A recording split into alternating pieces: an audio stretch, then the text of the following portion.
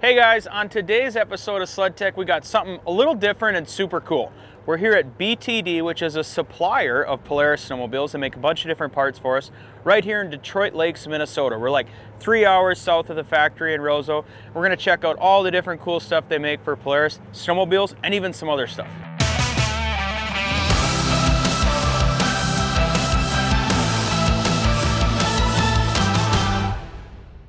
All right, so we're here with Trey Williams. He's gonna kind of be our guide today at BTD.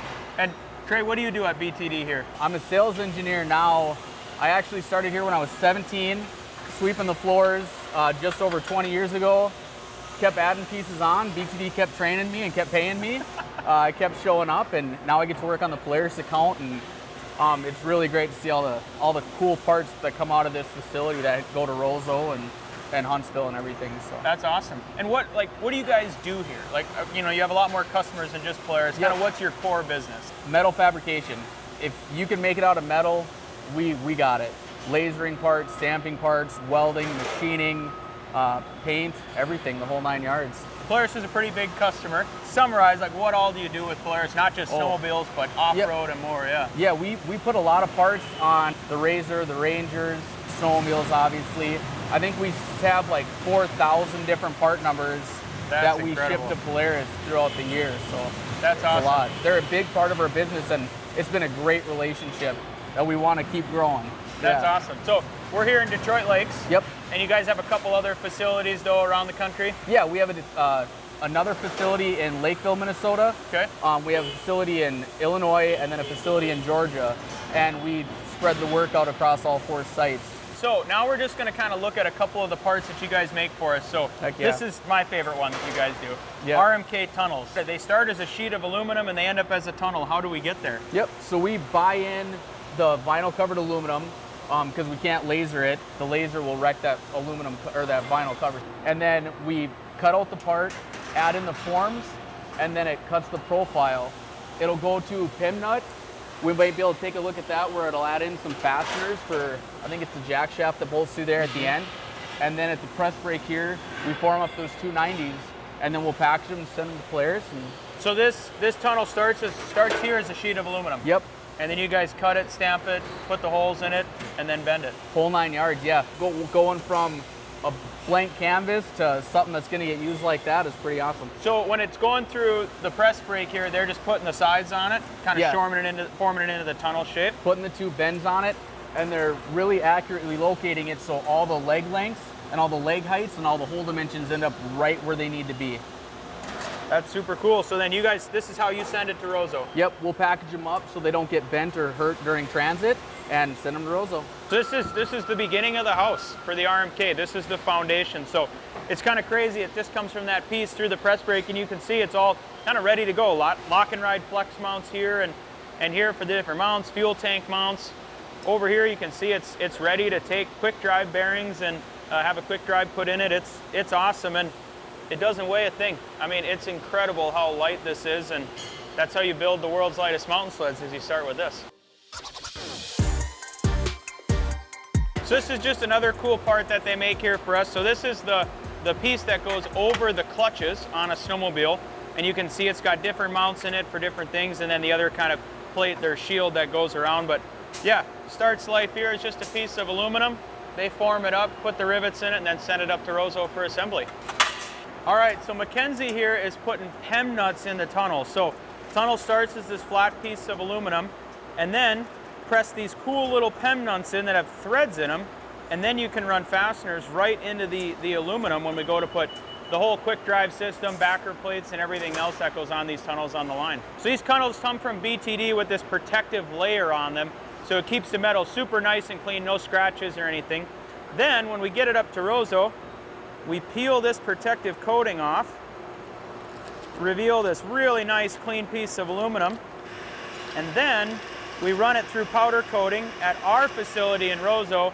And whether you guys pick neon or orange burst, Indy red, whatever color you picked in SnowCheck, we take this nice shiny piece of aluminum, powder coated up, and then match it to the rest of the sled.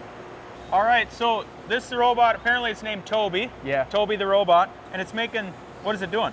It's making a bracket for one of the side-by-sides for Polaris. Okay. We make a lot of brackets, and they go into a lot of things, so I don't know specifically where it goes. What's the robot doing? Like what parts it start with, and how does it, is it bending it or kind of drilling holes, or what's it doing? It's a flat laser blank. The robot will grab it off the table, an operator puts them on the table in a certain orientation, so it grabs the same every time. Okay. And then it'll add the 3 bends to the part, and then set it on the conveyor belt. The conveyor belt comes out, drops into the container, and then we'll label the container, get it out, ready to go. And then the nice thing is, the operator running it can run on lunch, and the machine keeps going. So that's awesome. Do you guys do a lot of like robot work in addition to kind of the using people to move parts around and run machines? Mostly just for machines. We don't really do anything with robots for, like, I know Rozo has the carts and stuff that run around. For us, it's just machines. Cool. And we've, over the last couple of years, automation has really blown up for BTD. I think we've put in like 6 really big robot cells across all the sites. Awesome, super cool. All right, so this is the weld area you were saying, right? So what do we got here? We got a lot of bays here. Yep, robot welding on our left, hand welding on our right, and then we have TIG weld cells up and to the right there. Okay. So a lot of different welding. And here, this is a hand weld. So what would make you guys decide to have, you know, a person weld it versus having robot weld? That's a good question. It's usually, it lands on the EAU. Okay. So like how many the customer's ordering? Yeah. Okay. Yeah. How many we're meant to make a year? So for this aluminum part, we cut it out at the laser. It gets bent on the press brakes like we saw, and then it's hand welded. We only make a couple hundred of these a year is what we do. Okay. So it doesn't justify the expense of the tooling and everything. Sure. On that. And this is a M-Razor part, military razor. Yeah, M-Razor Alpha. I believe it's a battery tray. We do a lot of parts on M-Razor Alpha. Very proud of that. That's awesome. Glad that we can support our troops out there with that. But yeah, it gets hand welded, and then we have a pattern. It's a visual representation of the part. Okay. For the guys. finished part then. Yep, the finished part. So you can see it's got all the welds in it. Yeah. And it's beat up because it gets thrown on a rack, and then we pull it out every time we run to make sure we're making the right thing.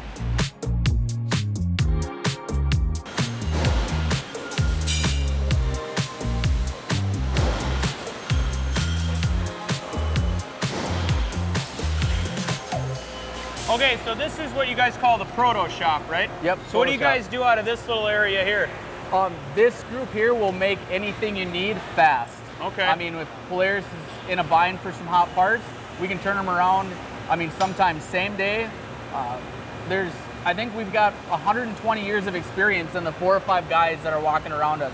That's incredible. Yeah, there's a lot of talent in this room. And that's something people probably don't know is, you know, sometimes we'll have something change in the schedule on the assembly line or something and ask you guys to make us a day's worth of parts. Yep. And we'll meet you in the middle somewhere, you know, on the highway between here and Rozo and get parts aligned. So super cool. I've driven to Rozo a couple times with a pan of parts in my passenger seat. So that's awesome. All right, so we're here in the warehouse, and this is a pretty big warehouse. Yes, so you guys make all the parts here, and then they come stack here until the customer orders them. Yep. As Polaris orders parts, we'll pick everything, stage it, and send it out the door. We send 3 to 5 trucks a day, full trucks. Every day, 3 to 5 full trucks to Polaris. Yes, that's incredible. All right, so now we're gonna go in and see the big one you guys said. Yeah, the 800 ton, the big press. It's running Ranger brake discs right now, and it gets really loud in there. It's gonna be hard to hear, but you'll feel it in your chest when it hits. You can hear it faintly out here when it's running. Awesome. Yep. Let's go check it out. All right.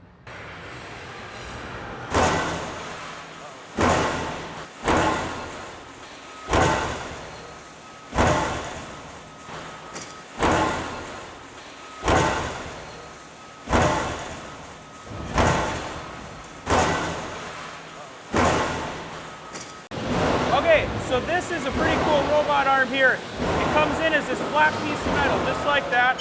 Hits it one time, comes out perfectly formed. This is a bracket for a side-by-side.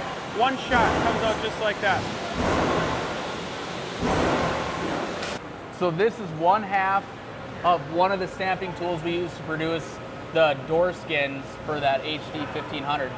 So we saw the big pile of them over out of the press. Yep. This is one of the tools that makes those parts. Yep, sandwiches together. Like Corey said, it's like a hammer with a very specific end. Smashes that shape into it. So how, to make a door like the ones we saw over there with this tool, how hard are you hitting it? About 250 tons. 250 tons. Yep. That's crazy. This looks so cool. This is the oldest press you guys have at this location, right? Yep, oldest one. That's awesome. Yeah, and it's built strong. It's still making parts today, decades later. We use it for tryout in the tool room for the bigger tools. Okay, so when you guys kind of make a new tool for a customer for a new part, you try it out on this one before it goes out onto production. Yep. That's super cool. So there it is, a full tour of BTD. Awesome opportunity to see RMK tunnels, clutch covers, Ranger doors, and just all sorts of other parts that they make for all kinds of different Polaris vehicles right here in Detroit Lakes, Minnesota. Trey, thanks for having us. It was awesome to check all this stuff out today. Yeah, thanks for coming in. Glad to have you guys here and love the relationship. Awesome, so do we. Well, hey, that's all we got for this episode of SledTech. Thanks for watching, and we'll see you guys next time.